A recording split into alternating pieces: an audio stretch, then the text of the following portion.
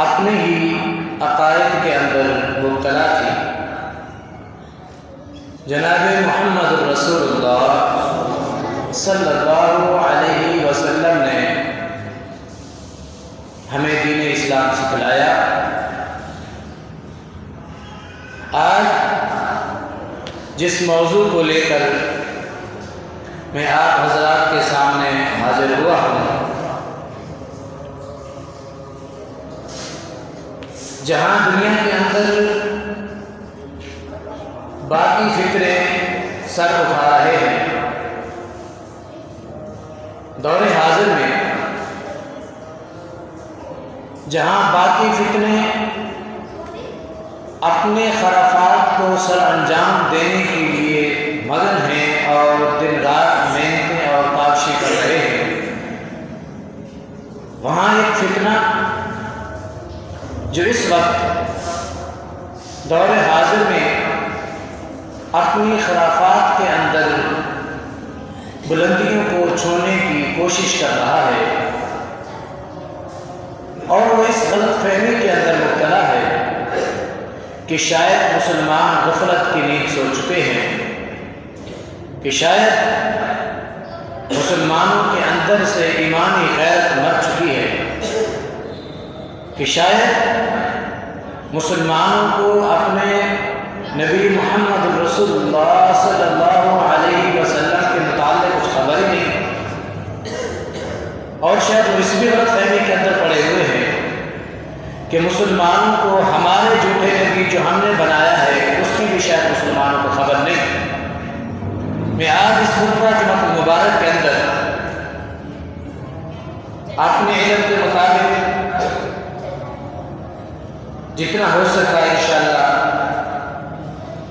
محمد رسول اللہ صلی اللہ علیہ وسلم کی نبوت کا اعلان اور ان کا انشاءاللہ دلائل، اور یہ جو اٹھنے والا فتنہ ہے ان کے جھوٹے نبی کے دعوے اور اس کی حقیقت انشاءاللہ آپ کے سامنے رکھنے کی کوشش کروں گا،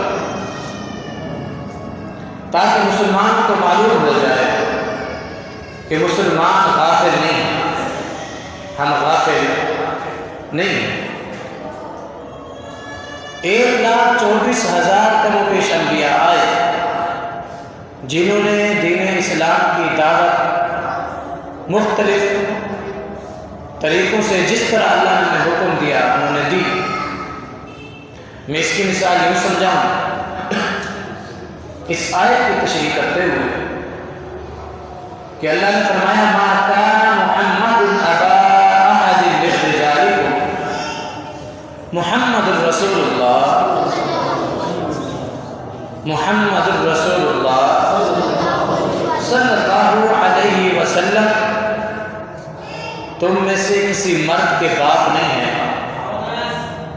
مراد بالغ مرد کے باپ نہیں ہے، آپ کی اولاد پیدا ہوئی بچپن میں فوت ہو گئی۔ اللہ تبارک و تعالیٰ اس حکمت عملی کو جانتے تھے، کیونکہ نبی کے بعد نبی کا بیٹا نبوت کا حقدار ہوتا ہے۔ اللہ نے وہ سارے سلسلے بند کر دیے، اس لیے فرمایا کہ تم میں سے کسی مرد کا باپ نہیں ہے، یعنی آپ صلی اللہ علیہ وسلم کی کوئی بھی اولاد بیٹا ہونے کی حیثیت سے جو بیٹے پیدا ہوا بلوغت کو نہیں پہنچے، اس سے پہلے اللہ تبارک و تعالیٰ کے ہاں چلے گئے، اللہ نے بلا دیا۔ وَلَٰكِنْ رَسُولَ اللَّهِ وَخَاتَمَ النَّبِيِّينَ، محمد الرسول اللہ صلی اللہ علیہ وسلم اللہ کے رسول ہیں اور خاتم النبیین ہیں۔ آپ کے بعد کوئی نبی آ سکتا، کوئی نبی آ سکتا نہیں۔ 2-4 حدیثیں مختصر وقت میں آپ کے سامنے پیش کروں۔ صحیح بخاری کی حدیث ہے جو اس آیت کریمہ کی تشریح کرتے ہوئے آپ کے سامنے انشاءاللہ میں پیش کروں گا اس حدیث کو۔ محمد رسول اللہ صلی اللہ علیہ وسلم نے فرمایا مثال دیتے ہوئے کہ ایک شخص مکان تیار کرتا ہے، میں حدیث کے ترجمہ صرف آپ کے سامنے رکھتا جہاں ٹائم کی قلت کی لحاظ سے، کہ مکان بڑا خوبصورت تیار کرتا ہے، جب اس نے مکان تیار کر لیا، اس کے حساب سے مکمل مکان تیار ہو چکا ہے، لیکن ایک اینٹ وہ چھوڑ دیتا ہے، ایک اینٹ کی جگہ وہ کونے میں چھوڑ دیتا ہے، اور پھر بلاتا ہے مہمانوں کو۔ مہمان آ کر مکان دیکھتے ہیں، خوش آمدید بھی اس کے ساتھ ان کو ویلکم کرتا ہے، اور یہ مکان دے کر اسے مبارکباد کہتے ہیں۔ سارے مکان کا وزٹ کرنے کے بعد نتیجہ کیا نکلے گا؟ تیرا سارا مکان خوبصورت ہے، لیکن یہ ایک اینٹ کی جگہ باقی ہے، یہ اینٹ لگ جاتی مکان مکمل ہو جاتا، مکان مکمل ہو جاتا۔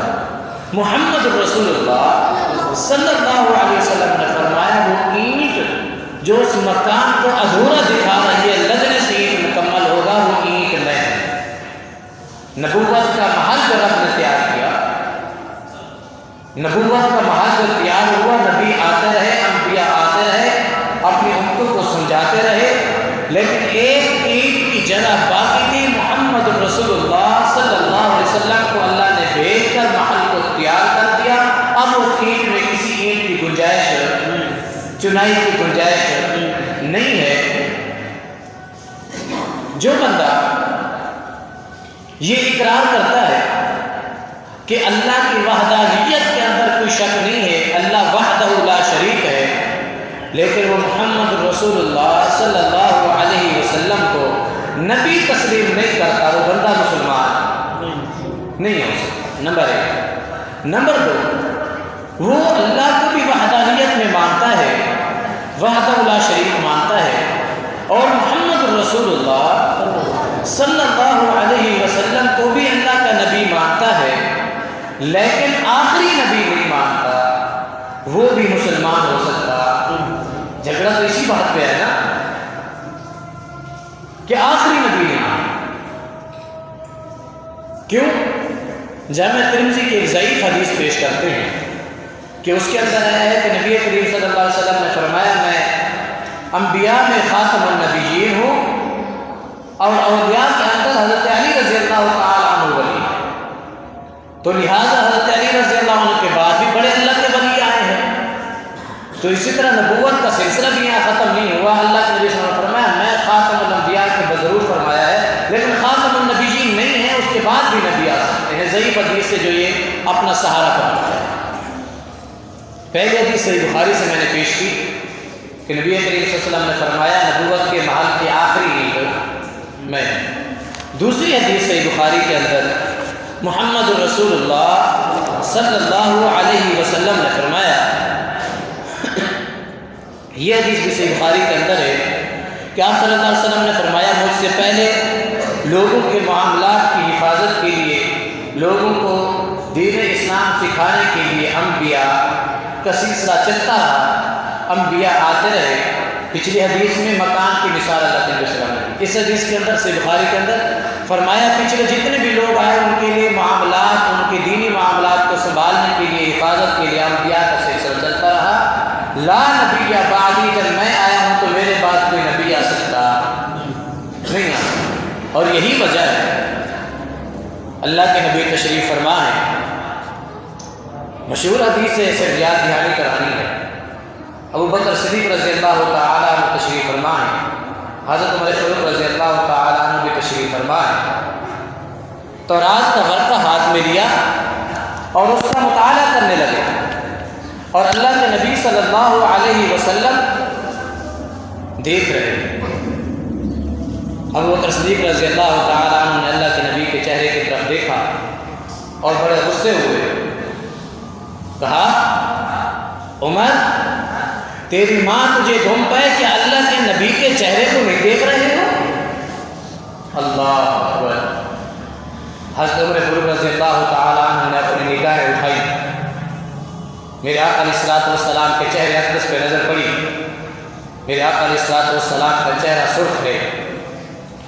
فوری اس ورقے کو پھینکا اور کہا فداک امی و ابی، اللہ کے نبی میرے ماں باپ آپ پر قربان ہوں، میں تو اس کو ویسے پڑھ رہا تھا۔ میرے نبی نے فرمایا عمر آج اگر صاحب تورات بھی موجود ہوتا، یعنی آج اگر موسیٰ علیہ السلام بھی موجود ہوتے عمر وہ بھی میری پیروی کرتے، آپ کو کس نے حکم دیا ہے ان کے اولاد کو اٹھا کے پڑھنے کا؟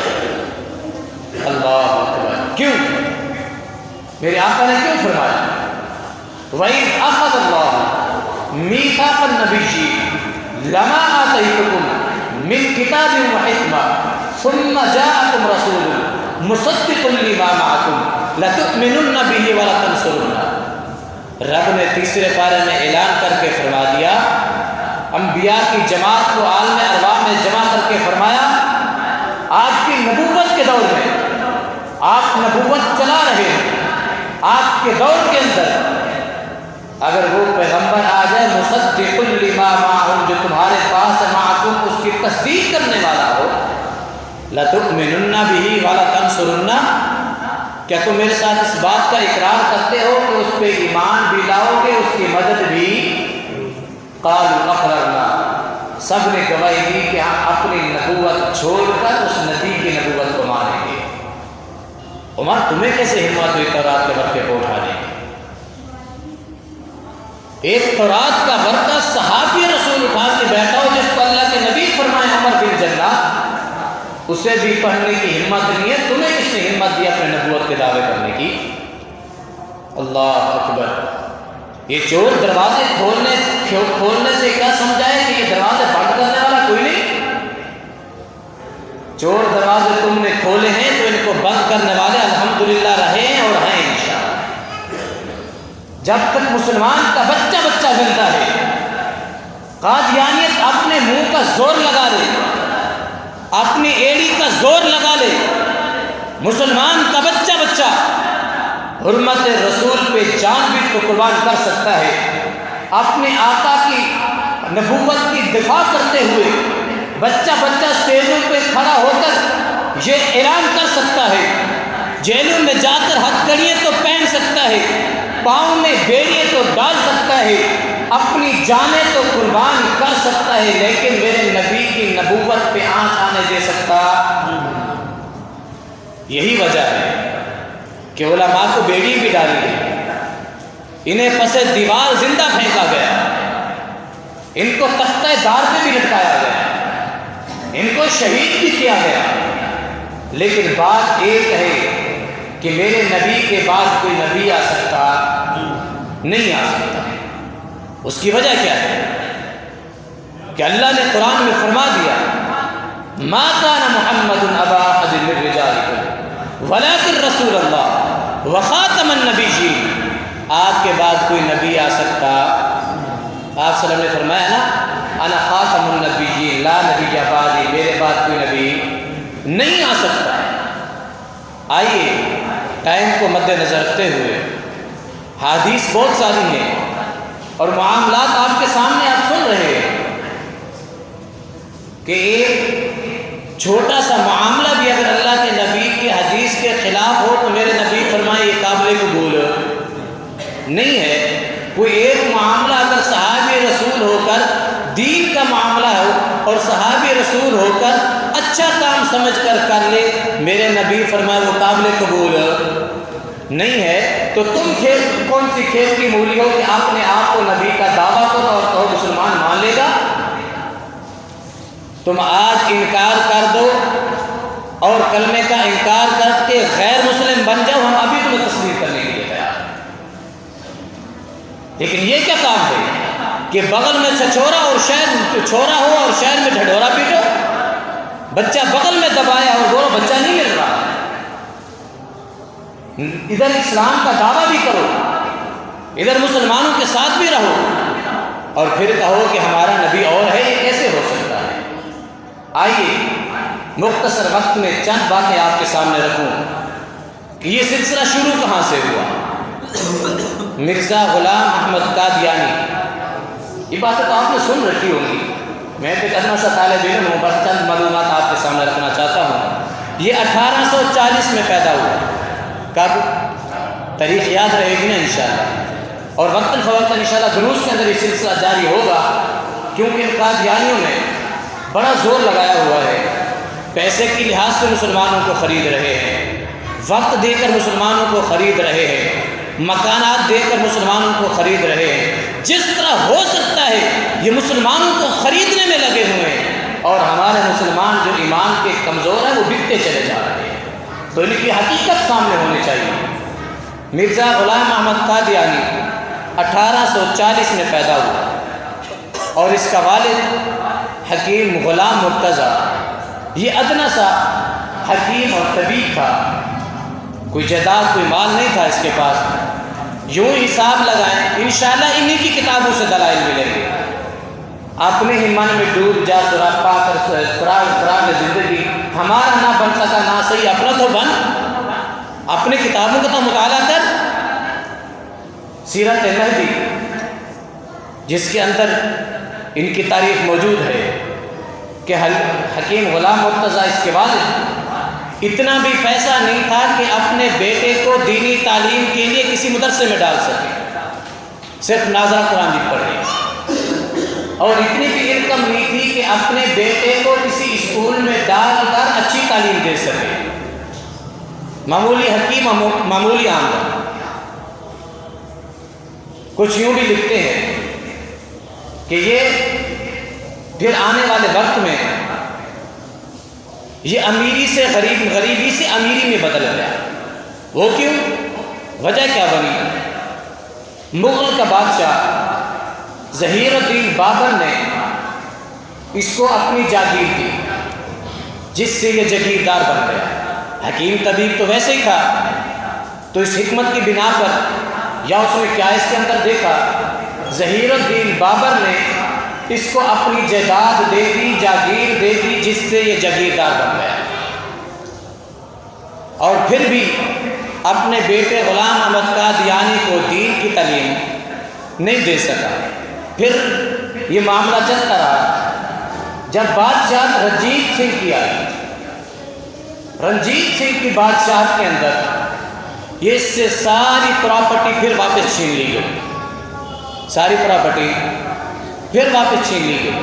پھر 1857 کے اندر جب جنگ آزادی ہوئی انگریزوں کے ساتھ، تو اس نے اور اس کے بیٹے نے مرزا غلام احمد قادیانی نے ان سے مل کر بھرپور ان کا ساتھ دیا مسلمانوں کے خلاف۔ کس کے خلاف؟ مسلمانوں کے خلاف ساتھ دیا۔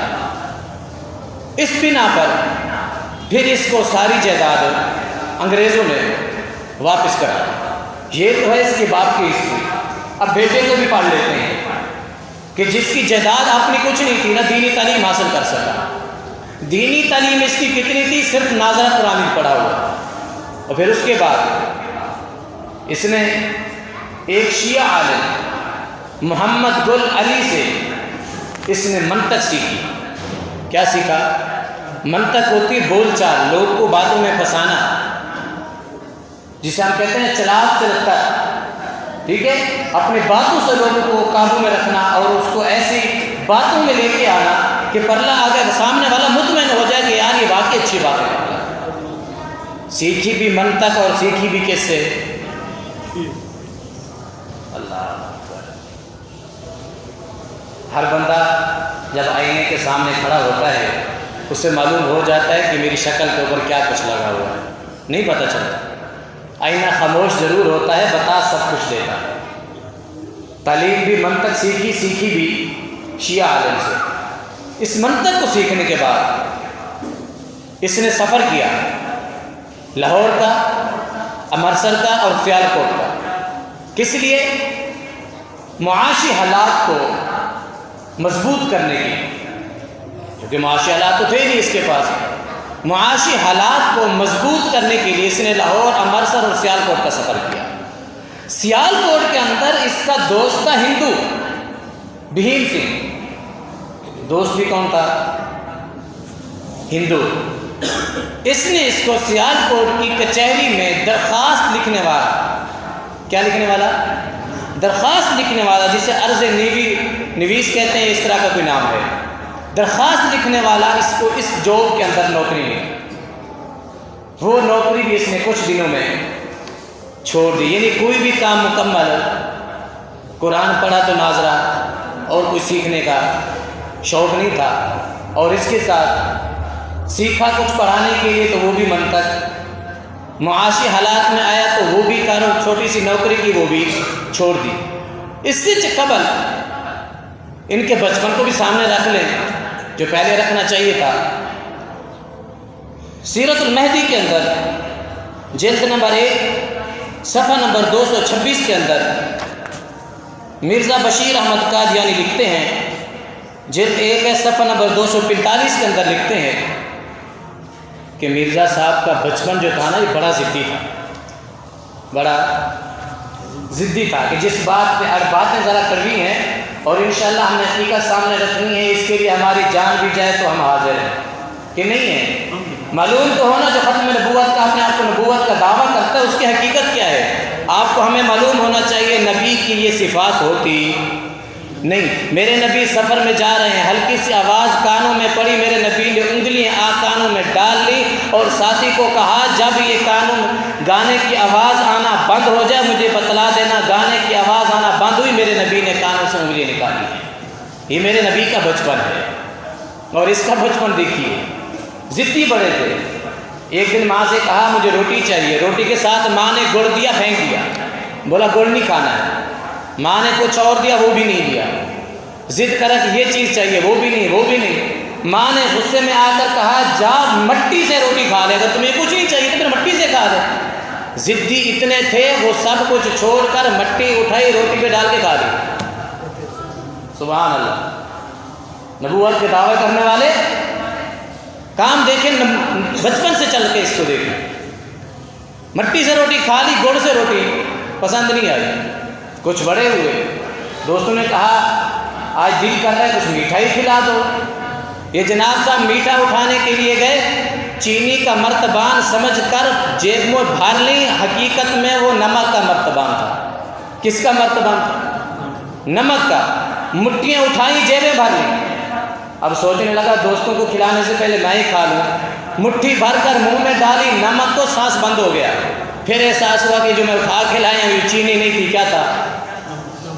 نمک تھا۔ ذہنی توازن اتنا مضبوط تھا، سمجھ آ رہی ہے کتنا مضبوط تھا۔ اور ان کے اپنے ہی لکھتے ہیں کہ یہ ایک جیب کے اندر گڑ رکھتے تھے اور دوسری جیب کے اندر کیا رکھتے تھے معلوم ہے؟ معلوم ہوگا آپ کو۔ دوسری جیب کے اندر استنجا کرنے کے لیے مٹی کے ڈیلے رکھتا تھا، مٹی کے ڈیلے رکھتا تھا۔ ذہنی توازن اتنا مضبوط تھا، گڑ سے استنجا کر لیتا ہے، مٹی کے ڈیلے اٹھا کے کھا لیتا۔ کیا یہ ایک نبی کی شان ہے؟ یہ ایک نبی کا کام ہے؟ آگے چلتے ہیں پھر اسی اپنے موضوع کی طرف کہ وہ سیالکوٹ کی نوکری بھی چھوٹ گئی۔ اب آگے چلتے ہیں۔ اس وقت لاہور کے اندر اور امرتسر کے اندر آریہ سماج کا بڑا زور تھا۔ اس کے خلاف فضیلت الشیخ محدث اس وقت کے عصر محمد حسین بٹالوی رحمہ اللہ اور باقی دیگر علماء مل کر مناظروں کی شکل میں، تحریروں کی شکل میں، تقریروں کی شکل میں بھرپور ڈٹ کر مقابلہ کر رہے تھے۔ عیسائیوں کا، پادریوں کا، ہندوؤں کا، علماء ان کے جو مولوی تھے ان کا ڈٹ کر مقابلہ کر رہے تھے۔ یقین مانے میں یہ بات اس لیے سمجھا رہا ہوں کہ دینی معاملات کو سنبھالنا بڑا مشکل ہے، ٹیڑھا راستہ اختیار کر لینا بڑا آسان ہے۔ اب اس کی یہ بھی نوکری چھوٹ گئی تھی۔ اب یہ مرزا صاحب نے کیا کام کیا؟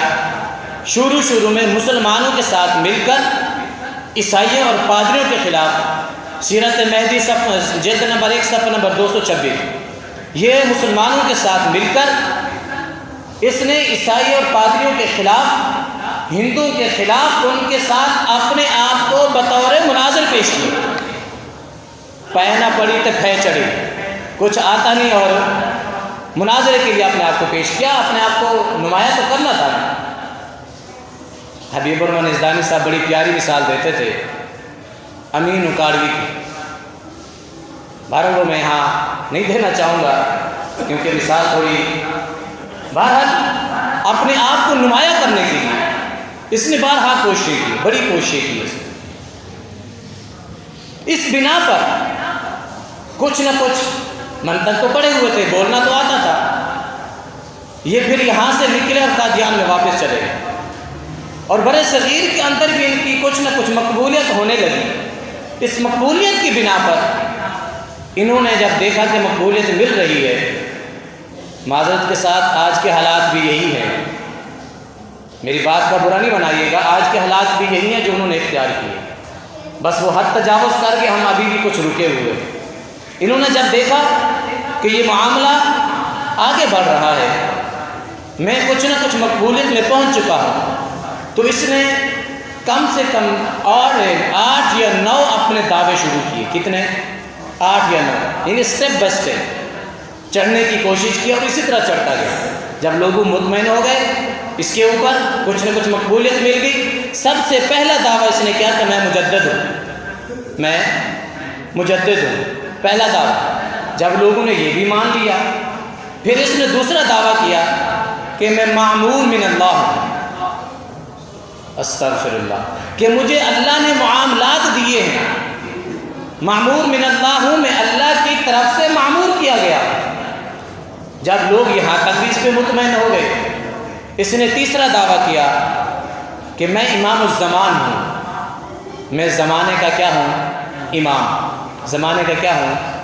امام۔ سٹیپ بائی سٹیپ سیدھے چل رہا ہے، اور جس طرح لوگ مطمئن ہوتے جا رہے ہیں اور یہ بڑھاتا جا رہا ہے اس کو۔ آج بھی یہی ہے نا ہمارے حالات، پہلے دم درود، پھر سلسلہ چل پڑتا ہے، سب کچھ بند ہو جائیں، فیکٹریاں بند ہو جائیں، لاک ڈاؤن لگ جائیں، کبھی ان کی انکم کم نہیں ہوئی، کیونکہ فری کی کمائی ہے۔ جتنا انسان مسلمان پریشانی میں پڑتا ہے اتنا گندے تویزوں میں زیادہ جاتا ہے۔ بہرحال جب اس کی بھی اس نے مطمئن کر لیا، پھر اس نے چوتھا دعویٰ کیا کہ میں نذیر ہوں، لوگوں کو ڈرانے والا۔ یہ کام کس کا ہے؟ نبی کا۔ انا ارسلناک شاہدا ومبشرا ونذیرا، رب نے فرمایا کہ ہم نے آپ کو شاہد بنا کر بھیجا، ہم نے آپ کو خوشخبری بنا کر دینے والا بنا کر بھیجا، اور ہم نے آپ کو ڈرانے والا بنا کر بھیجا کہ اللہ کا قرآن سنا کر اور ان کو ڈرائیے عذاب سے، قبر کے عذاب سے، جہنم کے عذاب سے، ان کو ڈرائیے۔ اور اس نے بھی یہی دعویٰ کیا کہ میں کیا ہوں؟ نذیر ہوں۔ پھر اس نے پانچواں دعویٰ کیا میں مثل مسیح ہوں۔ سٹیپ بائی سٹیپ کہاں تک پہنچ گیا؟ میں عیسیٰ علیہ السلام تو نہیں ہوں، مثل مسیح ہوں، مسیح جیسا بنا کر مجھے بھیجا گیا ہے، عیسیٰ علیہ السلام کی طرح بنا کر مجھے بھیجا گیا ہے، اس کی مثل ہوں، عیسیٰ نہیں ہوں۔ جب اس سطح تک پہنچ گیا، لوگوں نے اس کو بھی مان لیا، اس نے پھر اگلا دعویٰ کیا میں خود مسیح ہوں۔ میں کی کتابیں اٹھائیں، اور ہماری کتاب جو عام طور پر آپ کے سامنے ہے، شہید ملت علامہ احسان علیہ ظہیر رحمہ اللہ کی کتاب قادیانیت کو اٹھائیے، آپ مطالعہ کیجیے اس کا، اور دیگر کتبیں آپ ان کے ہماری اٹھائیں، آپ مطالعہ کریں، اس کا آپ کو ملے گا کہ میں اب اس نے جو آخر دوسرا دعویٰ کیا کہ میں کیا ہوں؟ خود مسیح ہوں۔ جب یہ چھٹا دعویٰ بھی اس نے کر لیا اور لوگ مطمئن ہو گئے، اس نے پھر ساتواں دعویٰ کیا کہ میں مہدی ہوں، میں مہدی ہوں۔ یہ سٹیپ بائی سٹیپ دعوے کرتا ہوا چڑھتا آ رہا ہے۔ پھر اس کے بعد اس نے دعویٰ کیا میں ذلی اور معروضی نبی ہوں۔ اللہ اکبر کبیرہ۔ ذلی اور معروضی نبی کیا مطلب؟ جو خصائص اللہ کے نبی صلی اللہ علیہ وسلم، محمد رسول اللہ صلی اللہ علیہ وسلم کے اندر خصوصیات موجود تھی، وہ میرے اندر موجود ہیں۔ اللہ اکبر کبیرہ۔ جو صفات محمد رسول اللہ صلی اللہ علیہ وسلم کو اللہ نے دی، جو معجزات اللہ نے انہیں عطا فرمائے، وہ ساری صفات میرے اندر موجود ہیں۔ جب لوگوں نے یہاں تک بھی مان لیا، اور اس نے آخری جو وار کیا، اور وہ وار یہی تھا کہ اب میں صاحب شریعت ہوں اور میں نبی ہوں۔ اللہ اکبر کبیرہ۔ یہ جس کی حقیقت اپنے آپ کو نبی مانے، اور اس کا علمی تقاضا دیکھیے، اس کا ذہنی تقاضا دیکھیے کہ جب اپنے آپ کو نبی مان لیا، ان کی کتابیں اٹھا کر مطالعہ کیجئے، اس نے باقاعدہ اعلان کیا اور اسلام کی تکفیر کرتے ہوئے کہا جو مجھے نبی مانتا ہے وہ مسلمان ہے، جو مجھے نبی نہیں مانتا وہ مسلمان تو دور کی بات ہے، حلالی اولاد بھی نہیں ہے۔ یہ نبی کا کام ہے، یہ نبی کی علامت ہے کہ جو اس کی نبوت کو نہیں مانتا وہ مسلمان تو دور کی بات ہے، حلالی بھی نہیں ہے جو اس طرح کی باتیں کرے. اور یہ تو میں مسجد کے تقدس کو دیکھتے ہوئے، منبر کے تقدس کو دیکھتے ہوئے، اور ہمارا یہ منہج نہیں ہے گالی دینا، اور میں ان چیز کو مناسب نہیں سمجھتا ان باتوں کو، ورنہ جو باتیں ان کی کتابوں میں لکھی ہیں کہ اس نے کہا جو مجھے نبی نہیں مانتا وہ کیا کچھ ہے، وہ میں یہاں بیان کروں، بیان کرتے ہوئے شرما رہے ہیں. کیا یہ نبی ہے؟ خدا را اپنے آنکھوں کو کھولیے، مطالعہ کیجئے. یہ لبادے میں چھپے بھیڑیے ہیں جو مسلمانوں کے ایمانوں پہ وار کر کے پیسے کے ذریعے مکانات دے کر، جائیداد دے کر، پیسہ دے کر خریدنے کی کوشش میں لگے ہوئے ہیں. اور ہمارے مسلمان، کمزور ذہن کے مسلمان، جن کی باتوں میں بہک کر چلتے جا رہے ہیں. خدا را اپنے ارد گرد تلاش کیجئے، ڈھونڈیے کہ یہ کون لوگ کیسے آ رہے ہیں، کس طرح کے کام کر رہے ہیں. اگر کوئی آپ کو اس طرح کی باتوں میں بہکانے کی کوشش کرتا ہے، اسے لائیں اور مسجد امام کے ساتھ پیش کریں، تاکہ آپ کو معلوم ہو کہ یہ بات جو کر رہا ہے کس حد تک تحقیق ہے اس میں. ہم دیکھتے ہیں بات تو بڑی اچھی کی ہے اس نے، بات تو بڑی پیاری کی ہے، تحقیق نہیں کرتے کہ کیا کہہ رہا ہے. اس لیے اپنے آپ کو بیدار کیجئے، اور اس قادیانیت کے لوگ جو لوگوں کے اندر آ کر بلیک میل کر رہے ہیں، ان کے اندر تلاش کریں، ڈھونڈیں وہ کس طرح کے لوگ ہیں، کس طریقے سے بلیک میل کر رہے ہیں. اپنے آپ کو بھی محفوظ کیجئے، اپنے مسلمان بھائیوں کو بھی محفوظ کیجئے، اپنے ایمانی غیرت کو جگائیے اور ان کو بتلائیے کہ فرانس ہو یا لندن ہو، کوئی بھی ملک ہو،